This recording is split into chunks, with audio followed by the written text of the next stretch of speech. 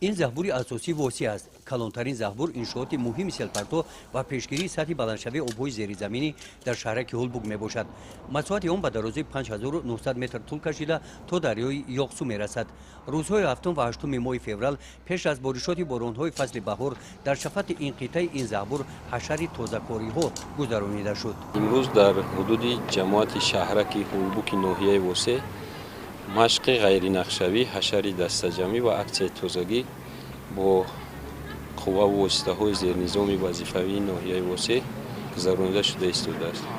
امروز چخلی که شما شاهد بودین در حدود کوچه سیدعلی ولیزاده شهرک هولبوگ یک سیلپرتو یا که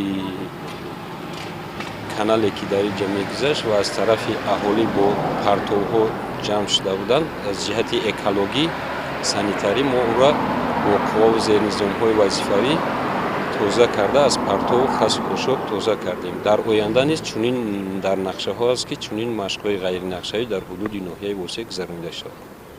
در این معرکه تازگی حفظ محیط زیست و رفع حالت‌های فوق‌العاده کارمندان تشکیلات و مؤسسه‌های حدودی شهرک هولبوگ اشتراک نمودند.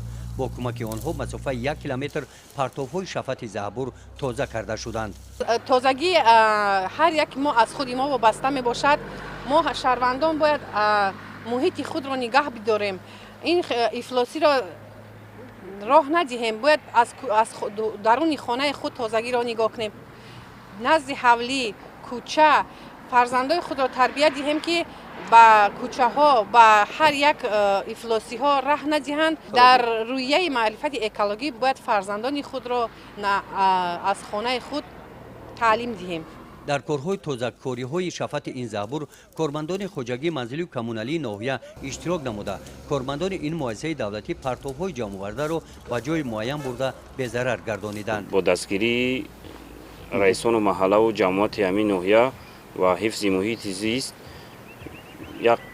یک قطار کارها به انجام رسانیده ایستاده ایم و به شهروندان همین را گفتیم که هر موس رو در هر جایی در راه‌ها و راه‌های اتومبیلگرد و در راه‌های پیاده‌گرد نپرتویند و حفظ محیط زیست رو خلل نرسونند. بعد انجام تازه‌کاری‌ها با جلب کارمندان اداره سانیتاری اپیدمیولوژی کارهای به ضررگردانی شفت ساحل زهبور انجام داده شدند.